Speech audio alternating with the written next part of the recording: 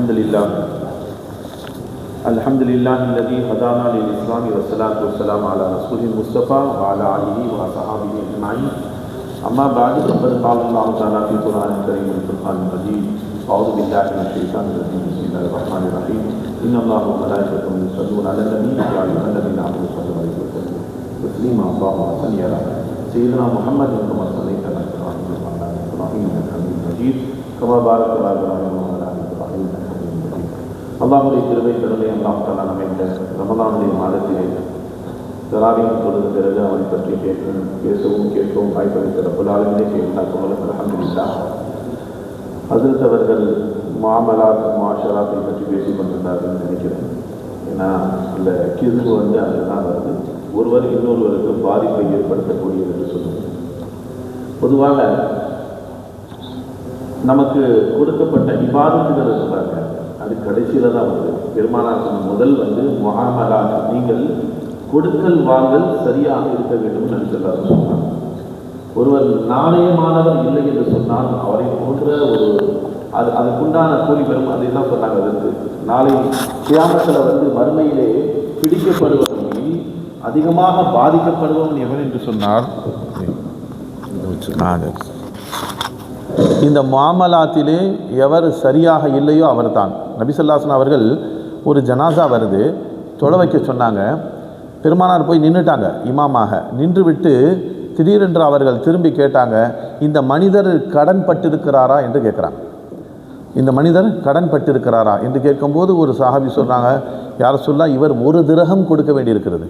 இவர் யார், ஒரு ஆளுக்கு ஒரே ஒரு திரகம் கடன் பட்டிருக்கிறான்னு சொன்னபோது முஹம்மது ரசூலுல்லாஹி ஸல்லல்லாஹு அலைஹி வஸல்லம் அவர்கள் சொல்லுகிறார்கள், இவருடைய மன்னிப்புக்காக வேண்டி நான் இமாமத் செய்கிறேன். இமாமாக நான் தக்பீர்கள் சொல்ல, இவருடைய மன்னிப்புக்காக நான் இறைவனிடம் பிரார்த்தனை செய்வதற்காக வேண்டி இந்த தொழுகை நான் கையேந்தி அல்லாஹ் மறுத்து விடுவான், இந்த ஒரு திரகத்தின் காரணமாக நான் தொழ வைக்க மாட்டேன் என்று சொல்கிறாங்க பெருமானார். இந்த ஒரு திரகத்தை யாராவது பொறுப்பேற்று கொண்டால் நான் தொழ வைக்கிறேன் என்று சொன்னார்கள் முஹம்மது ரசூலுல்லாஹி ஸல்லல்லாஹு அலைஹி வஸல்லம். உமர் ரலியல்லாஹு தஆலா சொன்னாங்க, யா ரசூலல்லாஹ், அந்த ஒரு திரகத்தை நான் பொறுப்பேற்றுக் கொள்கிறேன் என்று சொன்ன பிறகுதான் பெருமானார் தக்பீர் கட்டி தொழ வைத்தார்கள். இப்போ எவ்வளோ மோசமான நிலை என்று பாருங்கள். இந்த முஆமலாத், பிறருடைய ஹக்கை நாம் அபகரிப்பது என்பது அது ரொம்ப மோசமான விஷயம். நபி ஸல்லல்லாஹு அலைஹி வஸல்லம் சொல்கிறாங்க, ஐயுல் முஃப்லிசு மின் உம்மத்தி, என்னுடைய உம்மத்தில் யார் நஷ்டவாளி தெரியுமா என்று கேட்கிறார்கள். முஹம்மது ரசூலுல்லாஹி ஸல்லல்லாஹு அலைஹி வஸல்லம் எதை கேட்டாலுமே சத்திய சஹாபாக்கள் அல்லாஹு வ ரசூலுஹு ஆலம் என்று சொல்லுவார்கள். இப்போ அதே மாதிரி சஹாபாக்கள் சொன்னாங்க, அல்லாஹும் ரசூலும் தான் அறிவார்கள் என்று. நபி ஸல்லல்லாஹு அலைஹி வஸல்லம் சொல்கிறாங்க, நாளை மறுமையிலே முஃப்லிஸ், என்னுடைய உம்மத்தில் முஃப்லிஸ் யார் என்று சொன்னால், நஷ்டவாளி யார் என்று சொன்னால், நாளை மறுமையில் ஒரு அடியான் வருவான். அந்த அடியானுடைய அமல் எப்படி இருக்கும்னா, மலை போன்று குமிந்திருக்கும், மலை மாதிரி இருக்கும். அவ்வளோ அமல். ஆச்சரியப்படுவாங்க மக்கள்லாம் பார்த்து, இவ்வளோ அமல் செய்திருக்கிறான் ஆய்வு. ஏன்னா அந்த காலத்தில் அமல் தெரியும் நம் கண்களுக்கு. இவ்வளோ அமல் செய்தால் நன்மை தீமை எடை போடப்படும் மட்டுங்களா? அப்போ அமல்கள் தெரியும். இவ்வளோ அமல் செய்து சொர்க்கவாதியாக இருக்கிறாரே என்று எல்லோரும் அவரை பார்த்து ஆச்சரியப்படுவார்கள். சரிங்களா? இப்போது நன்மை தீமை எடை போடும் இடத்தில் வந்தவுடனே அவருடைய நன்மைகளை எடை போடப்படும், மலை மாதிரி இருக்குது. அவருடைய தீமைகளை எடை போடப்படும். அப்போது அவன் மற்றவர்களுக்கு அநீதம் இழைத்திருப்பான்.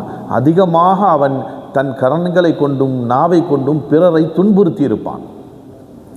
இப்போ அங்கே அதிர்த்து சொன்ன மாதிரி திரகம் தீனாரு காசு பணம் எதை கொடுத்தும் செட்டில்மெண்ட் பண்ண முடியாது. இப்போ அங்கே அந்த அடியானை அல்லாஹு தாலா என்ன செய்வான், இவனுக்கு பகரம் உன் நன்மையை கொடுன்னு சொல்லுவான். இப்படியாக அவனுடைய நன்மைகள் எல்லாம் பிரித்து கொடுக்கப்படும். இவன் யாருக்கெல்லாம் அநீதம் செய்தானோ அவனுடைய கீவு முடியாது. அவர்கள் வரிசையாக நிற்பாங்க, யாரெல்லாம் இவன் எனக்கு அநீதம் செய்தான், இந்த நேரத்தில் இதை பண்ணா, அந்த நேரத்தில் அது எல்லாம் உண்மை தான் சொல்லணும். அங்கே பொய் சொல்ல முடியாது. இங்கே பொய் சொல்லி ஏமாற்றலாம், அங்கே ரப்புல் ஆலமீனுக்கு முன்னால் பொய் சொல்ல முடியாது. இப்போ என்ன ஆயிடுச்சுன்னா, எல்லா நன்மையும் பிரித்து கொடுக்கப்பட்டு நன்மையெல்லாம் தீர்ந்து விடும். கடைசியில் அவனுக்கு நன்மையே இருக்காது. ஆனால் இவன் மீது புகார் சொல்லக்கூடிய மக்கள் இன்னும் இருப்பார்கள். கடைசியில் அங்கே நன்மை இல்லை என்று சொன்னால் அவருடைய தீமை வாங்கி இவன் தலையில் போடப்படும். இப்போ ஒரு ஹதீஸ் சொன்னாங்களே, அது மாதிரி தான். இப்போ தீமை போடப்பட்டு கடைசியாக எந்த அளவுக்கு ஆகும்னு சொன்னால், எப்படி மலை போன்ற நன்மையோடு வந்தானோ அதே போன்று மலை போன்ற தீமையோடு நரகம் செல்வான். பெருமானார் ஸல்லல்லாஹு அலைஹி சொல்கிறாங்க, அவன்தான் என்னுடைய உம்மத்திலே முஃப்லிஸ், மிக நஷ்டவாளி என்று சொல்கிறார்கள். அதனால் அன்பர்களே, நம்முடைய முஆமலாத், நாம் செய்யக்கூடிய செயல்கள் பிறரை பாதிக்காத அளவுக்கு இருக்க வேண்டும். பொய் இருக்குது பார்த்தீங்களா, அந்த பொய் தான் மிக மோசமானது, எல்லா தீமைகளுக்கும் தலையானது பொய்ன்னு சொன்னாங்க. ஜினாவை விட, திருட்டை விட, என்ன அதுக்கு பிறகு மதுபானம் குடிக்கிறத விட பொய் மோசமானது. அந்த பொய்யை விட்டதன் காரணமாக 3லிருந்தும் அவர் பரிசுத்தமாகி விட்டார்னா. அல் கிதுபு யஅகுலுல் ஈமான் கமா யஅகுலுல் ஹதப வன்னார், நபியுடைய ஹதீஸ். பொய் இருக்குது பார்த்தீங்களா, அது ஈமானை தின்று விடும்னு சொல்கிறாங்க. நீங்கள் பொய் சொல்வது இருக்குது, நம்ம ஏதோ நினைக்கிறோம், இந்த பிரச்சனையிலேருந்து நம்ம தப்பிச்சிட்டோம்ப்பா, அதுக்கு பொய் சொன்னால் தான் நடக்கும் என்று நினைக்கின்றோம். எத்தனையோ பொய்கள் இருக்குது நம்மள்கிட்ட. கிண்டல் கேலி பொய் இருக்குது, ஏன்னா பிரச்சனையிலேருந்து தப்பிக்க பொய் இருக்குது, உறவினர்களோடு பேசுறதுக்கு ஒரு பொய் இருக்குது. இப்படியாக நிறைய பொய்யை வச்சுருக்கிறோம். அதாவது அதையும் சொன்னாங்க, குழந்தையை கூப்பிடுவதற்காக வேண்டி பொய் சொல்லியிருந்தால் பொய் உன் மீது எழுதப்படும் நாங்கள் நபி ஸல்லல்லாஹு அலைஹி வஸல்லம். கையிலே பேரித்தம்பலம் இருந்ததுனால நீ தப்பிச்சேன்றாங்க அந்த பெண்மணியை பார்த்து, சஹாபி பெண்மணியை. பொய் என்பது மோசமானது, ஈமானை தின்று விடும்ன்றாங்க. ஈமான் என்னன்னு சொல்லுங்கள். ஈமான் நம்ம அல்லாஹ்வின் மீது ராசிக்கு, ஹாலிக்கு, மாலிக்கு, அவன் தான் என் தேவையை பூர்த்தி செய்கிறான், நான் ஈமானை வச்சுருக்கிறோம். ஆனால் பொய் ஏன் சொல்கிறோம்? பொய் சொல்லக்கூடாது என்று சொன்னாங்க முகமது ரசூலுல்லாஹும் அல்லாஹ் ரசூலும் பொய்யை சொல்லக்கூடாதுன்னு சொல்கிறாங்க. நாம் ஏன் பொய் சொல்கிறோம்? இந்த பிரச்சனையிலேருந்து தப்பிக்கணும்னா அல்லாஹ் நம்மளை தப்பிக்க வைக்க முடியாது, நாம் தான் சாமர்த்தியமாக பொய் சொல்லி தப்பிக்கணும்னு நினைக்கிறோம். அப்போ பொய்யை நாம் இலாவாக ஆக்குகிறோம். அதாவது இந்த தேவை பூர்த்தி ஆகணும், இப்போ இந்த பிரச்சனையிலேருந்து நம்ம விடுதலை பெறணும்னா பொய் சொன்னால் தான் முடியுன்ற எண்ணம் நம்மளை வருகிறது நண்பர்களே. அதனால தான் நபி ஸல்லல்லாஹு அலைஹி வஸல்லம் சொல்கிறாங்க, ஈமானுக்கு பாதகமானது பொய் என்று சொல்கிறார்கள். சில பேர் சொல்லுவாங்க, வியாபாரம் செய்ய வந்த இடத்துல பொய் தெரியல, பொய்யே சொல்லாமல் வியாபாரம் பண்ணால் அவன் வியாபாரத்துக்கே தகுதி இல்லைன்னுவாங்க. ஏன்னா பொய் சொல்ல தெரியல, இவனா என்ன வியாபாரம் செய்வான்? அப்போ வியாபாரம்னா என்ன ஆயிடுச்சு இந்த காலத்தில்? பொய் தான் வியாபாரம். அப்போது நம்முடைய ராசிக்கு அல்லாஹ் என்பது போய், என்னுடைய ராசிக்கு எது? என்னுடைய சாமாத்தியத்தனம், நான் பொய் சொல்லி எப்படி சம்பாதிக்கணும்னு அதுதான் திறமை அப்படின்னு நினைக்கிறான். அன்பர்களே, அப்படி அல்ல. உங்கள் உள்ளத்தில் ஈமான் இருந்தால் நிச்சயமாக அல்லாஹ் ராசிக் என்ற ஈமான் இருந்தால் பொய் சொல்ல வேண்டிய அவசியம் இல்லை. அல்லாஹ் நம்முடைய ரிசுக்கை தேடி கொண்டு வருவான். ஒரு கஷ்டம் போன்று தெரியும், ஒரு ஸ்ட்ரகிள் இருக்கிற மாதிரி தெரியும், அதில் அவன் ஏதோ பொய் சொன்னதுனால சம்பாதிச்சிட்ட மாதிரி தெரியும். ஆனால் அது நிலைக்காது, உங்களுக்கு நிலைக்கும். கொஞ்சமாக வந்தாலும் உங்களுக்கு நிலைக்கும், அது உங்களுக்கு பரக்கத்தாகும். பரக்கத் என்பது வேறு, பரக்கத் என்பது வேறு, நிறைய சம்பாதிப்பது என்பது வேறு. இப்போவும் ஒருத்தர் 10,000 ரூபா சம்பாதிக்கிறாருங்க, 10,000 ரூபா சம்பாதிக்கிறாரு. இங்கேன்னா ஈடிஐ இது தான் சென்னையில். அவர் ஒரு ஆஃபீஸ் பாய் மாதிரி வேலை செய்கிறாரு. 10,000 தான் சேல்ரி. 3 பொம்பளை பிள்ளைங்க இருக்கிறாங்க, 3 பொம்பளை பிள்ளைங்க இருக்கிறாங்க. இதில் 2,000 ரூபாவை சேமிப்பு வேறு செய்கிறாரு. சொந்த வீடு அவ்வளோதான். யோசிச்சு பாருங்கள், சென்னையில் 8,000 ரூபாயில் குடும்பம் நடத்த முடியுமா? ஏதோ சில அந்த டைலரிங்லாம் செய்வார், டைலரிங் தைச்சி கொடுப்பார், இது பண்ணுறாரு, அதெல்லாம் இருந்தாலும் எவ்வளோ வந்துடும். அல்லாஹ் என்ன சொல்கிறான்? அந்த 8,000 ரூபாயில் நான் பறக்க செய்கிறேன்றான். ₹1,00,000 வாங்கி கடன் வாங்கிட்டு இருக்கிறான். 1,00,000 சம்பாதிக்கிறான், ஆனால் கடன் வாங்குகிறான். ஆனால் அல்லாஹு தாலா பரக்கத் என்று சொன்னால் உங்களுக்கு இறைவன் எதை கொடுத்தானோ அதிலே அபிவிருத்தி இருக்கும், அதுக்கு பேர் தான் பரக்கத். அதனால் அல்லாஹுக்கு மாறு செய்து விட்டு நம்முடைய வாழ்வில் பரக்கத்து வரணும்னு நம்ம நினைக்கிறோம், நிச்சயமாக நடக்காது. அல்லாஹுக்கு கட்டுப்பட்டு விட்டு நீங்கள் பரக்கத்தை எடுங்கள், அல்லாஹ் உங்களுக்கு பரக்கத் செய்வான். ஃபாத்திமா அல்லாஹ் கூட சொன்னாங்க பாருங்கள், வந்தது ஒரு ரொட்டி தான், ஒரு ஆள் சாப்பிட்ற அளவுக்கு தான். ஆனால் அதையெல்லாம் எப்படி அபிவிருத்தி செய்தான்? உங்களுடைய ஈமானுக்கு தகுந்தவர் அல்லாஹ் அபிவிருத்தி செய்கிறேன்னு சொல்கிறான். அதனால் பொய் என்பது மோசமானது, நம்முடைய ஈமானை தின்றுவிடும். பாருங்கள், ஃபரீதுத்தீன் கஞ்ச ஷக்கர் ரஹ்மத்துல்லாஹி அலைஹி அவர்கள், அவங்க ரொம்ப சர்க்கரை சாப்பிடுவாங்க, சீனி இருக்குது பார்த்தீங்களா, அதை விரும்பி சாப்பிடுவாங்க சிறு வயசில்.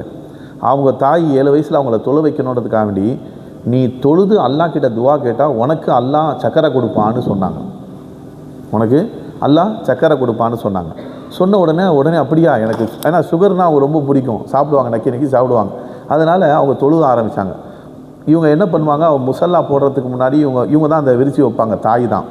என்ன பண்ணுவாங்கன்னா, கீழே சின்ன பொட்டணத்தில் சர்க்கரையை போட்டு வச்சுட்டு மேலே முசல்லா விரிச்சிருவாங்க. அவங்க தொழுதுட்டு யாரெல்லாம் எனக்கு சர்க்கரை கொடி யாரெல்லான்னு கேட்டுட்டு திறப்பாங்க, அங்கே சர்க்கரை இருக்கும், எடுத்து சாப்பிடுவாங்க. இப்படியா ஒரு நாட்கள் கடந்து போகிறது. ஒரு நாள் அவங்க தாய் அந்த சர்க்கரை வைக்கிறதுக்கு மறந்துட்டாங்க. இப்போ அவங்க முசல்லா போட்டாச்சு, ஆனால் சர்க்கரை வைக்கிறதுக்கு மறந்துட்டாங்க. இப்போ அவங்களாம் வந்து என்ன பண்ணுறாங்க, தொழுவ நின்றுட்டாங்க. நின்று இப்போ முசல்லா தூக்கணும், இருக்கணும் சக்கரை இல்லைன்னு சொன்னால் என்ன ஆகும்? இவ்வளோ நாள் வைத்திருந்த நம்பிக்கை அவர்களுக்கு போய்விடும். உடனே தாய் சஜிதாவிலே விழுந்து அழுதார்கள், யா அல்லாஹ், இவ்வளவு காலமாக என்னுடைய பிள்ளைக்கு நான் சக்கரை வைத்தேன், ஆனால் நீ தான் கொடுக்குறன்ற ஈமான் எனக்கு இருக்கிறது. அந்த எண்ணத்தில் இவ்வளவு காலமாக நான் சக்கரை வைத்தேன், இன்று நான் மறந்து விட்டேன். ஆனால் நீ இலாவாக இருக்கிறாய், நிச்சயமாக நீ என் மூலமாக வைத்ததும் நீதான். என் பிள்ளை திறந்து பார்க்கும்போது அந்த சக்கரை இருக்க வேண்டும் என்று அல்லாஹ்விடத்திலே மன்றாடி அழுகிறார்கள். அந்த புள்ளை அதே மாதிரி தொழுதுட்டு அதை எடுத்து பார்க்கும்போது அந்த முசல்லா அளவுக்கு சக்கரை இருந்துச்சு. அதனால தான் ஃபரீதுத்தீன் கஞ்ச சக்கர்னு அவங்களுக்கு பேர். அந்த சிறு வயதிலே அவர்கள் தொழும்போது இறைவனிடத்திலே அந்த ஈமான் தான் முக்கியம். நீங்கள் ஈமான் உடையவர்களாக இருந்தால் அல்லாஹ் கொடுக்குறேன்னு சொல்கிறான். இப்போ இவர்கள் ஒரு பொய்யான ஒரு விஷயத்தை செய்கிறார்கள், அல்லாஹ் கொடுக்குறான்னு சொல்கிறாங்க. இது பொய் அல்ல, உண்மைதான். தாயுடைய நிஸ்பத்திலிருந்து கொடுத்தாலும் அல்லாஹ் தான் கொடுக்குறான்னு அர்த்தம். ஆனால் இவர்களுடைய நிஸ்பத்தில் அல்லாஹ் கொடுத்த ரப்புல் ஆலமீன் அந்த ஈமான் அவர்களுக்கு இருந்து இறைவனிடத்திலே கேட்டதனால அல்லாவே டைரெக்டாக வந்து அங்கே சர்க்கரையை வைத்தான் என்று சொன்னால், நண்பர்களே, நம்முடைய ஈமான் தான் முக்கியம். அல்லாஹ் ஃபசில் செய்ய வேண்டும். நேரமாகிவிட்டது. நம்முடைய ஈமானை பலப்படுத்த வேண்டும். நாம் பொய், அதே மாதிரி முஆமலாத்திலே கொடுக்கல் வாங்கலிலே சரியாக இருந்தால்தான் நிச்சயமாக அல்லாஹ் நம்மை மன்னிப்பான். நாம் கொடுக்கல் வாங்கலிலே தவறு செய்துவிட்டு நாம் நன்மை செய்தால் அல்லாஹ் மன்னித்துடுவான், ஹஜ்ஜி செஞ்சால் அல்லாஹ் மன்னிச்சிடுவானா? மன்னிக்க மாட்டான். அதான் சொல்லுவாங்க, ஹஜ்ஜுக்கு போகிறவர்கள் தன்னுடைய காசு பணம் எவருக்கேனும் கொடுக்க வேண்டியிருந்தால் கொடுத்துட்டு தான் போகணும். யாராவதுக்கு அவர் அநீதம் இழைத்திருந்தால் அவரிடம் மன்னிப்பு கேட்டுவிட்டு தான் போகணும். அவர் மன்னித்தால் தான் அல்லாஹ் மன்னிப்பான். அதனால் அன்பர்களே, நாம் அடியார்களுக்கு நாம் தீங்கிழைத்து விட்டு அல்லாஹ் என்னை மன்னிப்பான் என்று சொல்வது இருக்கிறது பார்த்தீங்களா, அது நம்மை நாமே ஏமாற்றிக் கொள்வதற்கு சமமாக இருக்கிறது. அதனால் முதலில் இறைவனுடைய பொருத்தம் நமக்கு வேண்டும் என்று சொன்னால் இறை அடியார்களிடம் நாம் எப்படி நடந்து கொள்கிறோம் என்பது ரொம்ப முக்கியமான விஷயம். பெருமானார் ஸல்லல்லாஹு அலைஹி வஸல்லம் அவர்கள் 40 வருட காலம் அவர்கள் தப்லீக் செய்யவில்லை, தாவா செய்யவில்லை. நபி 40 வயசுக்கு பிறகுதான் தன்னை நபியாக பிரகடனப்படுத்துகிறார்கள். அது வரைக்கும் அவர்கள் லா இலாஹ இல்லல்லாஹ் கலிமா போதனை செய்யவில்லை. அல்லாஹ் ஒருவன் என்ற ஏகத்துவத்தை அவர்கள் சொல்லவில்லை. ஆனால் அவர்களின் மீது நம்பிக்கை வைத்திருந்தார்கள். மக்கத்து காஃபிர்கள் அமீன் என்று சொன்னார்கள், சாதிக் என்று சொன்னார்கள். பெருமானார் உண்மையாளர், பெருமானார் நம்பிக்கைக்கு பாத்திரமானவர் என்று சொல்கிறாங்க. நபி ஸல்லல்லாஹு அலைஹி வஸல்லம் அவர்கள் நபி ஆவதற்கு முன்னாலே ஒரு மனிதர், முகமது இங்கே நில்லுங்க நான் வரேன்னு சொல்லிட்டு போயிட்டார் வீட்டுக்கு. பெருமானார் ஸல்லல்லாஹு அலைஹி வஸல்லம் அந்த இடத்துல நிற்கிறாங்க. அவர் போனவர் ஒரு விஷயம் உங்கள்கிட்ட பேசணும், நீங்கள் நில்லுங்கன்னு சொல்லிட்டு வழியில் சொல்லிட்டு போயிட்டார். நபி அங்கே நிற்கிறாங்க. ஒரு நாள் ஆச்சு, நபி ஸல்லல்லாஹு அலைஹி வஸல்லம் அவங்க நிற்கிறாங்க. தன்னுடைய தேவைக்கு வீட்டுக்கு போயிட்டு திரும்ப அந்த இடத்துல வந்து நின்றுவாங்க. ஏன்னா நான் நிற்கிறேன் என்று வாக்கு கொடுத்துட்டேன் அந்த மனுஷனுக்கு. ஒரு கால் ஆக நம்ம முகமதை நிற்க சொன்னோமே, அவர் வந்திருப்பாரோ, அங்கே போய் பார்க்கணுன்னு அவர் வந்தால் ஏமாற்றத்துடன் போய்விடக்கூடாது என்று பெருமானார் நிற்கிறார்கள். அங்கே தன்னுடைய வேலையை முடிச்சுட்டு திரும்ப அங்கே வந்து நிற்கிறாங்க. தன்னுடைய வேலை முடிச்சுட்டு எல்லா வேலையும் முடிஞ்சிடுச்சு, திரும்ப அங்கே வந்து நிற்கிறாங்க. சாப்பிட்டுட்டு வந்து நிற்கிறாங்க. டாய்லெட் போகிற வேலை இருந்தால் போயிட்டு வந்து நிற்கிறாங்க. இப்படி அவருடைய வேலைகளை முடித்து திரும்ப அடுத்து என்ன வேலைன்னு சொன்னால் அந்த இடத்துல நிற்கிற வேலை. 3 நாட்களாக 3வது நாள் அவர் அந்த இடத்துக்கு வராரு. வந்தபோது முகமது என்ன இங்கே நிற்கிறீங்கன்னு கேட்குறாரு. அப்போ நபி ஸல்லல்லாஹு அலைஹி வஸல்லம் சொன்னாங்க, நீ 3 நாளைக்கு முன்னாடி என்கிட்ட சொல்லிட்டு போனியப்பா, நீ நில்லுன்னு சொல்லி, அதனால் என் வேலையை முடித்து விட்டு அங்கே தான் நான் வந்து நிற்கிறேன். யோசிச்சு பாருங்கள், அவர் தன் மீது உள்ள நம்பிக்கை, நான் நிற்கிறேன்னு சொன்ன பிறகு அந்த நம்பிக்கை போய்விடக்கூடாது என்று முஹம்மது ரசூலுல்லாஹி ஸல்லல்லாஹு அலைஹி வஸல்லம் 3 நாட்களாக அந்த இடத்தில் வந்து நின்றார். நம்ம பார்க்குறோம் அன்பர்களே. அதுதான் வாக்குன்னு சொல்கிறது. நபியுடைய வாக்கு அவர்கள் மாறு செய்வதில்லை. அந்த வாக்குக்காக தன்னை அர்ப்பணிப்பார்களே தவிர, தன்னை இழந்து விடுவார்களே தவிர வாக்குக்கு மாறு செய்ய மாட்டார்கள். அதனால சொன்னாங்க, முனாஃபிக்குடைய அடையாளங்களில் ஒன்று இதா வஅத அஹ்லஃப, அவன் வாக்களித்தால் மாறு செய்வான். இதா ஹத்தஸ கதிப, அவன் பேசினால் பொய் சொல்வான். இதா துமின கான, அவனை நம்பினால் மோசடி செய்வான். அப்போ அந்த 3 குணங்கள் நம்ம இடத்துல இருக்கிறதா என்று பார்க்க வேண்டும். இது இருந்தால் அன்பர்களே, நம்முடைய ஈமான் உள்ளத்தில் இல்லை, முனாஃபிக்தனம் இருக்கிறது என்று அர்த்தம். நபியுடைய முன்னால் நாம் ஏற்றுக்கொண்டு, நான் அல்லாஹ் பார்க்குறான், அல்லாஹ் என்னுடைய ஹாலிக்கு மாலிக் என்று ஏற்றுக்கொண்டு அதற்கு பிறகு இதற்கு மாற்றமாக நான் நடக்கிறேன்னு அர்த்தம். இந்த 3ம் இல்லைன்னு சொன்னான். அல்லாஹ் பார்க்க நான் மோசடி செய்கிறேன், அல்லாஹ் பார்க்க நான் பொய் சொல்கிறேன், உள்ளொன்று புறமொன்று இருக்கிறது. அதனால் நண்பர்களே, இந்த 3ம் ஈமானுக்கு எதிரான விஷயம். இதை விட்டால்தான் நாம் உண்மை மூமினாக முடியும். மக்களுக்கு மத்தியிலும் நல்ல பேர் இருக்காது. அதனால தான் பெருமானார் சொல்கிறாங்க பாருங்கள், ஒரு சஹாபியுடைய ஒரு ஜனாசா போச்சு. ஒரு ஜனாசா போனது. நபி ஸல்லல்லாஹு அலைஹி வஸல்லம் அவர்களுக்கு அந்த ஜனாசாவுக்கு பின்னாடி போனவர்கள் எல்லாம், இந்த மனிதர் ரொம்ப நல்ல மனுஷன், இருந்தவரை யாருக்கும் தீங்கிழைக்கல, இவர் எல்லாருக்கும் ஓடி ஓடி போய் நல்லது செஞ்சாருங்க, இப்படிப்பட்ட நல்ல மனுஷெல்லாம் சீக்கிரம் போயிடுறாங்க அப்படின்னு அந்த ஜனாசாவுக்கு பின்னாடி அவரை பற்றி புகழ்ந்து கொண்டு போனார்கள். நபி ஸல்லல்லாஹு அலைஹி வஸல்லம் அதை கேட்டு சொன்னார்கள், வஜபத் லஹு என்று சொன்னார்கள். இரண்டாவது ஒரு ஜனாசா போச்சு. அந்த ஜனாசாவுக்கு பின்னால் அவரை திட்டிக்கிட்டே போனாங்க. இருந்த வரைக்கும் யாருக்கும் பிரயோஜனம் இல்லை, வாப்பா அம்மாவுக்கு கூட இவன் பிரயோஜனம் இல்லாமல் இருந்தான், செத்தாவன், நல்லதாக போச்சு, இவன் இருந்து எல்லாருக்கும் உபத்திரம் செய்து கொண்டிருந்தான் என்று அவரை பற்றி திட்டினார்கள். நபி ஸல்லல்லாஹு அலைஹி வஸல்லம் சொன்னாங்க, வஜபத் லஹு என்று சொன்னார்கள். சஹாபாக்கள் கேட்டாங்க, யார் ரசூலுல்லாஹ், முதல் ஜனாசாவுக்கு பின்னாடி போனது ரெண்டும் மாற்றமாக இருக்குது. முதல் ஜனாசாவுக்கு பின்னாடி போனவர்கள் புகழ்ந்தார்கள், அப்போது வஜபத் லஹுன்னு சொன்னீங்க, கட்டாயமாகிவிட்டதுன்னு அர்த்தம். அதுக்கு இரண்டாவது ஜனாசாக்கு பின்னாடி போனவர்கள் இகழ்ந்தார்கள், திட்டுறாங்க, வஜபத் லஹுன்னு சொன்னீங்க, கட்டாயமாகிவிட்டது. என்ன கட்டாயமாகிவிட்டது? ரெண்டுமே வேறு வேறாக இருக்கிறது என்று சொன்னபோது பெருமானார் சொன்னாங்க, முதலில் புகழ்ந்தவர்களுக்கு சொர்க்கம் கட்டாயமாகிவிட்டது, இரண்டாவது அவரை பற்றி திட்டி இகழ்ந்தவருக்கு நரகம் கட்டாயமாகிவிட்டது. வான்தும் ஷுஹதாஉன் ஃபில் அர்த், நீங்கள் பூமியில் சாட்சியாளர்களாக இருக்கிறீர்கள் என்று பெருமானார் சொன்னாங்க. நீங்கள் சொல்கிறது தான் அல்லாஹ் முடிவு செய்வான். அப்போ யோசித்து பாருங்கள், நாம் யாருக்காக வேண்டி வாழ வேண்டும்? அல்லாஹ்வுக்காக வாழ வேண்டும். அதே நேரத்தில் மக்கள் மத்தியிலும் நல்ல பேர் எவரிடத்தில் இருக்கிறதோ அவர்தான் சுவனம் புக முடியும் என்பதையும் நாம் உணர வேண்டும். இவங்களுக்கு எல்லாத்துக்கும் நாம் பாதகம் செய்துவிட்டு அல்லாவை தொழுதால் அல்லாஹ் மன்னித்து விடுவான் என்று நினைப்பது முட்டாள்தனம், நாமே ஏமாற்றிக் கொள்வது என்ற அர்த்தம். அன்பர்களே, அதனால தான் சொன்னாங்க, அல் முஸ்லிமு மன் சலிம் அல் முஸ்லிமூன மின் லிசானிஹி வ யதிஹி. முஸ்லீம் யார் என்று சொன்னால், தன் நாவை கொண்டோ தன் கரத்தை கொண்டோ பிற முஸ்லீமுக்கு நோவினை செய்ய மாட்டானே அவன்தான் முஸ்லீம். அம்னு பெற வேண்டும்னு சொல்லுவாங்க. இப்போது 4 பேர் பேசிகிட்டு இருக்கிறாங்க, அப்போது ஒருத்தர் வந்தார்னா எல்லோருமே முகமலர்ச்சியோடு சந்தோஷமாக, வாப்பா நீ வந்தால் தான் சந்தோஷமாக இருக்கும்பா, நீயும் வாப்பா உட்கார் என்று கூப்பிடணும்.